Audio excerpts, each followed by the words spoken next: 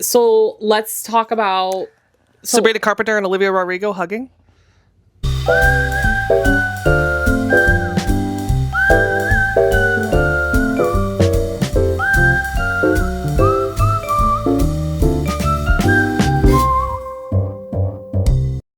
We can. We can definitely talk about that. What were you going to talk about? We can literally talk about whatever we want because it's our fucking podcast. What were you going to talk about? And I was just going to ask you about how you're like horning out for money. Right. But you pick what you want to talk about. Okay, well, I don't care either way. I can do a quick touch on the Sabrina Carpenter, Olivia Rodrigo. This is not gonna be quick. Supposedly they hugged. They was behind Taylor Swift hugging somebody else, but they were hugging and they were talking. They were in a love triangle with Joshua Bassett. Listen, I support all three of them. I love all three of them. I love all of their music. Joshua Bassett's album saved me last year. He also when I was going himself through because of the situation because people are so because awful. people were literally telling him to kill himself. First of all, they were all 18 children. No, they less were than that, right?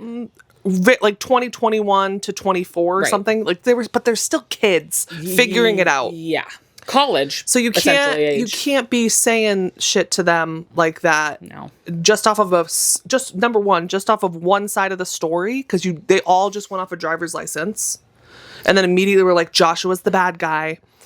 I mean that song's a banger. But then you listen to Josh's music and you're like, there's two sides to every fucking story. Like, she wasn't perfect either. And then you listen to Sabrina Carpenter and you're like, and there's three sides to every story. Well, yeah, Sabrina's just like, Sabrina's music is more of the concept of like, girl, we don't need to be enemies. Why are we being enemies when I think we could be really good friends? Oh, that's what we've learned very much so, is that either one, it's the guy's fault, or why do we care? Why are we getting upset over a dude? I do think Olivia, I don't know her. Are you sure? I don't know her. Are you sure? But I get a vibe from her. That I'm really pretty good at reading people, most people. Except for when they have anything to do with us. It gives a vibe that she's a little... How do I word this? Like, she's kind of aggressive. You know what I'm saying? She gives me, when it comes to boys, pick-me vibes. Yeah. She kind of gives me pick-me vibes. And if she doesn't get picked, she's livid. And Sabrina gives, I don't give a care like me or not. If you do, that's really cool. If you don't, I really don't care. But if you don't, it's your loss. She's literally writing songs about her boyfriend that she just had who had a big D and everything. And it's basically like, don't make me cry because you're going to get I don't care. And I'm like, get it, girl. She doesn't care. I think being around Taylor Swift a lot probably helped solidify those feelings because Taylor is very much the same person of like, fuck me over, see what happens. Yeah.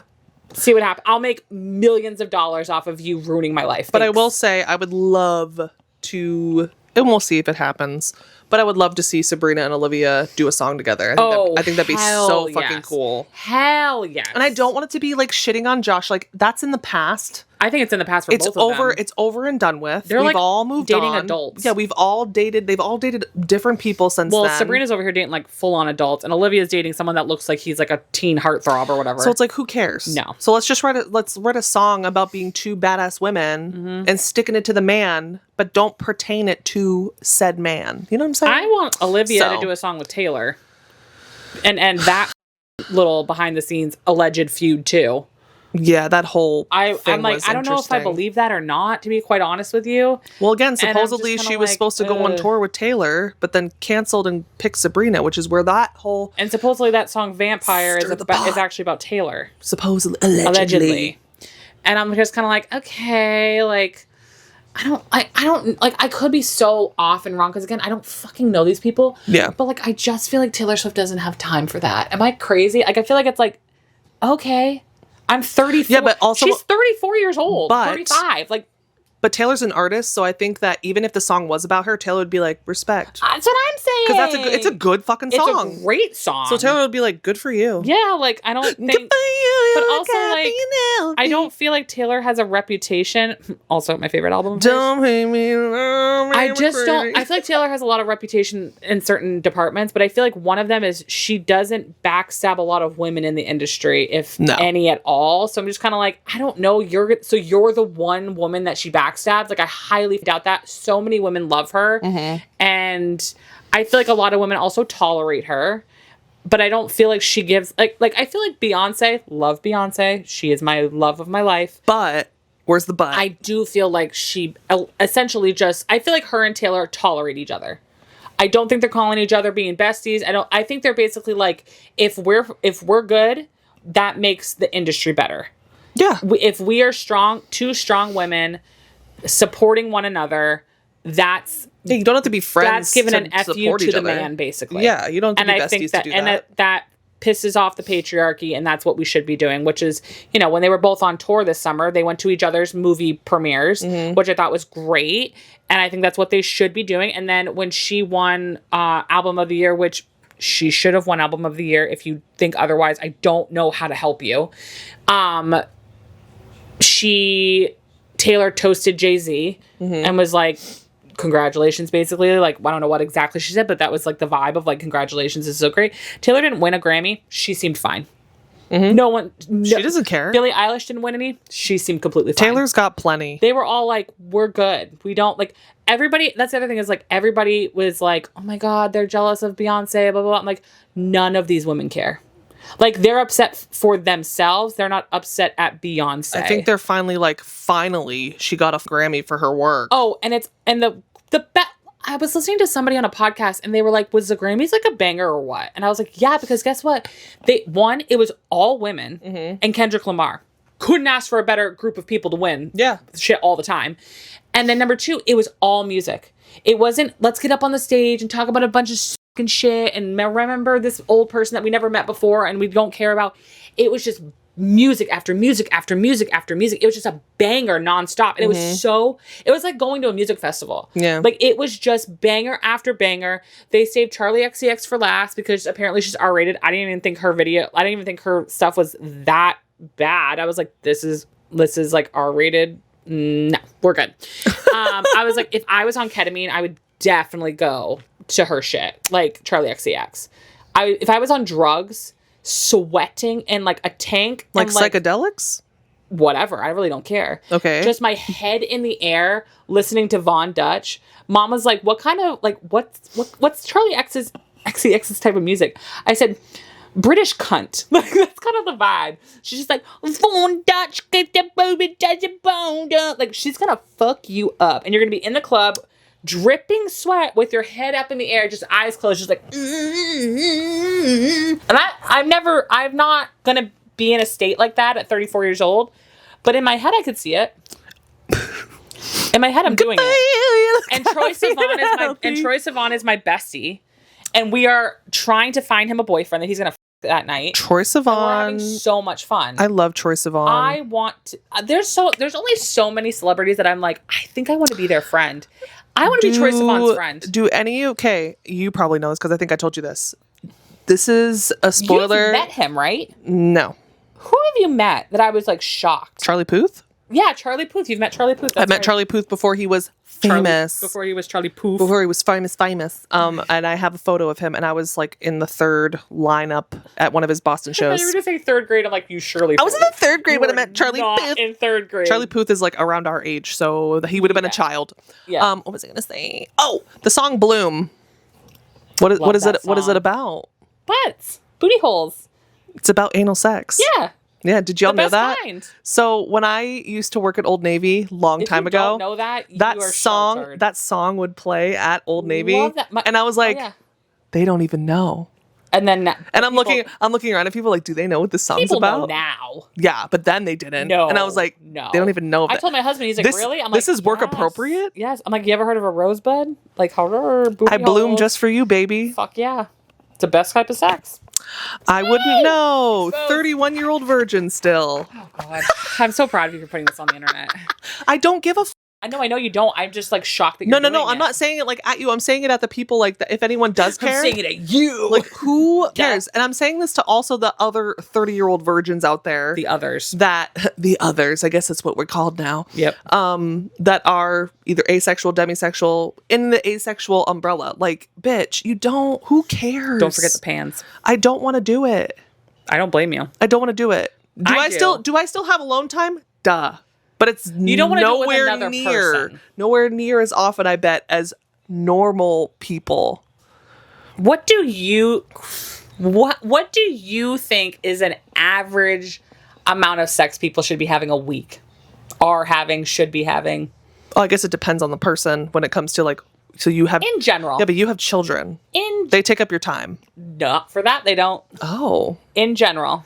How often do I think you're doing it? I can't, not me, but I just can't stand it. I can't stand it. And this might be just like, I hope this isn't like insensitive to what, say, how I like, stereotype? No. I don't This stereotype. isn't about you. Oh. This isn't about you. Oh, this is sorry. about straight people. God damn it. Sorry. Gay. I'm so sorry. I just don't like when people say like, oh, you're married. Oh, you have kids. So there's no way you have sex. It's like, I don't understand what you're saying. Like, yes, I still do. It's like, well, when? I'm like, what do you mean when? Like, you figure it out. You just figure it out. Like, if you want to do something, you'll find a way to do it. That's not just sex. That's anything in life.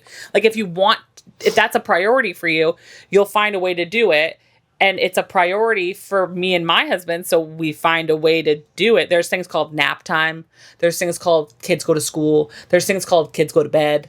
Like, yeah. I work from home, and my husband works 3 minutes away from his, with his family restaurant. So like, we have a little bit of a convenience, obviously, compared to so many other people out there. Mm-hmm. But still though, like, I feel like if you want to do that, also, I don't like it when one partner like doesn't want to do it and the other partner does all the time, and so they're not synced up. And that it could be vice versa. It's not just women and like, or no, men. it's either way. Be any sex, it can be any whatever.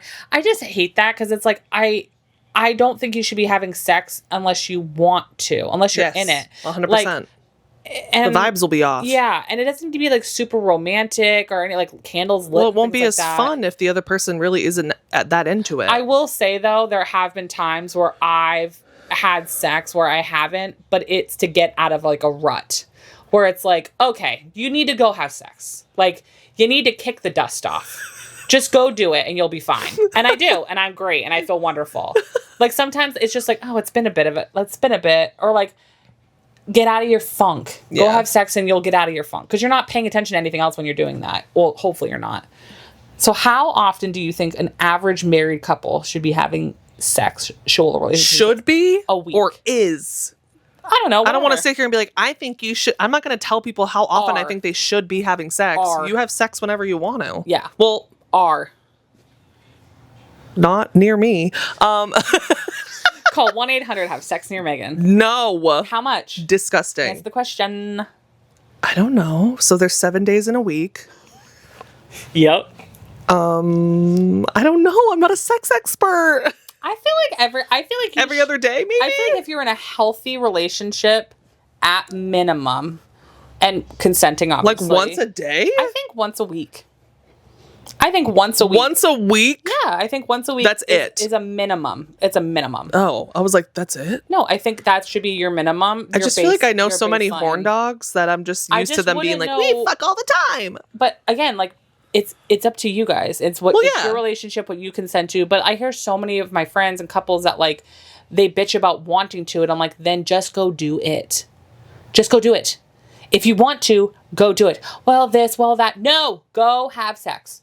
Go talk to your partner. Go figure out what they want. You need to figure out what you want so you can communicate that. Yeah. That's the other thing is people don't want to communicate about what they want. No. And you don't. So what happens? You don't get what you want. Why? Because men are stupid. At least for the heterosexuals out there. Yeah. Men are dumb. You have to literally give them a manual to tell them everything. And then once you give them the manual, they should be able to fucking figure it out. And if they can't, well, then that's another issue you need to talk to. That's a whole other problem. But like, goddamn, and this is from someone who didn't speak up for themselves for a very long time. Mm-hmm. And then finally had a partner that was like, if you don't tell me what you want, you're not going to get it. So you might as well just get over your like cringiness of it and just say what you want. And it's like, okay, let's say what I want.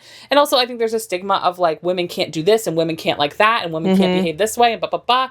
And so that's a big thing too. Cause then you have partners that are like, oh my God, you do that? Like, especially when it comes to like toys and things like that. Mm-hmm. All of a sudden men are just like, oh, you want to do that? Like that, like, it's like, that has nothing to fucking do with you. Well, I've heard there's a stigma of like, when women are like pleasing themselves during it, men are like, my dick's not good enough. It's like, do you understand how the vagina and like any of that, do you understand how it works down there? That's just not how it works. Like, but that's also to be like, if I want to be on their side for a minute, they're not educated properly about it. Like we're educated so heavily about penises. No one educates anybody about women and vaginas.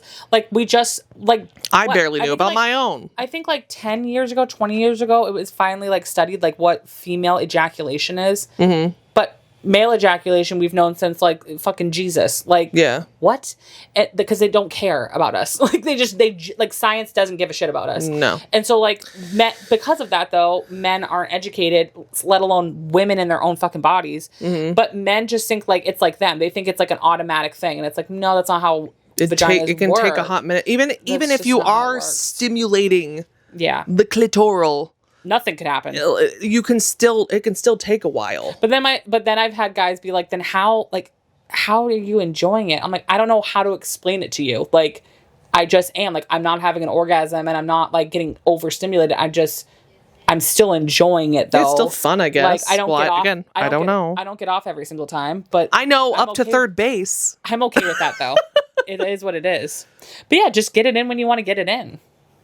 How did we get here? We went from Sabrina and Olivia to sex. Well, now you're gonna tell your story so we can finish this episode. Oh, well, there was one time when I was gonna be homeless, and you weren't actually gonna be homeless. It felt like it at the time. I was super depressed. I wanted to. You were not gonna be homeless. I wanted to KMS and dark times every day. The older I get, the more I'm like, if I didn't have kids, I would have already. Yes. Kids are my purpose. My purpose is, I don't know. But I did a lot of things on Omegle back when that was alive. Omegle was still pop locking and dropping then though. In 2020? 2021? Yes. Yeah, it was still alive. It didn't die till what, 2023? I think it died then. When it died. I'm glad it died. But that is a fix your thing, Baba, go show mama. Sick website. Anyway. But I would do things on there to try to entice men to give me money. Did anybody give you money? No, God damn it. What's the point? So first of all, if we blow up one day and somebody pulls from the archives something of me doing something online, just know that I was dumb and naive and I'm desperate for money. Will you tell the story about the videotape ever on this podcast? I'll tell it right now. Not right now. We'll tell it in the next episode. Oh, okay. Stay tuned. We gotta keep people staying and tuning. Stay tuned. We have so many embarrassing stories with our parents. It's so disgusting. That one is my favorite story I've ever heard. Bit me in the butt one day. Fucking life. No, that doesn't. Two people on TikTok have propositioned me to be my sugar daddy, and I sure as hell have asked them like, what do we got going on here? And of course, they both they're scammers talking about Venmo, Pick Me, whatever the fuck, Bitcoin. If they say Bitcoin, run. If they say Telegraph, they're like, okay, put this stuff through your Bitcoin and then refund it back to yourself, and then send me this link. Why am I paying you? Bitch, you just said me. Yeah, you just said you would give me money, so give me your money. This guy was like, if you give me $75 in Bitcoin, I'll pay for your student loan. I'm like, I don't have $75 in Bitcoin. So this is what I do. I'm f***ed in the head. This is what I do. I saw what you did. You sent me your thing. Did I send you the WhatsApp one that I did though? Where I messaged him for like 2 whole days and like called him daddy and everything, and he kept saying he was this Christian man, and I was like, daddy, like if you're such a Christian man, then you would just pay for my loans. Like I don't understand. Yeah, you would just be so giving. He's like, but you can trust me, and I'm like, daddy, that sounds like the devil. I don't have $75. Like I don't have $75 in Bitcoin. I don't even have money to pay my fucking student loan. I was like, daddy, you're a liar. You lied to me. You are like Papa. Guess what he did? Stop talking to me. Yeah, of course, because he knew he couldn't scam you. I asked my husband. He's like, if you can legitimately find somebody to do that, like have those types of conversations with, and they're gonna pay you, go look ahead. Like, yeah. And he's like, I'll type a couple messages for you if you want. I'm like, sweet, great. But like outside of that, he's like, obviously not. I'm like, yeah, duh. No, I've tried and I have not. Nope, I've yet to be successul in that realm. I've tried. I've wanted to, but nobody bites. Any sugar daddies out there? Or mommies. Yeah, I don't give a shit. Or theys. Pay my student loans and I got you. I'll talk to you all day. Yeah, if you just want to have conversations, I'm that bitch. I will text you things and I will send you voice notes. Yeah. And I'll send you a boob pic. I'll talk to you all day. You're not going to want to see these mommy milkers. I'm not going to send you any pictures, but I'll send you pictures of my boobs that you can send to them. No. No one would believe you. My boobs are down to my knees. Okay. So. But. Well, That's it. That's the end of this podcast. I hope you enjoyed. It was a whirlwind and a long one, so I hope you had a good time to unwind and have a good laugh with us during the chaos of this world. And Pusheen says bye-bye, and she loves you. And so do the kitty balls. Bye, guys. Bye. I can't believe these have balls.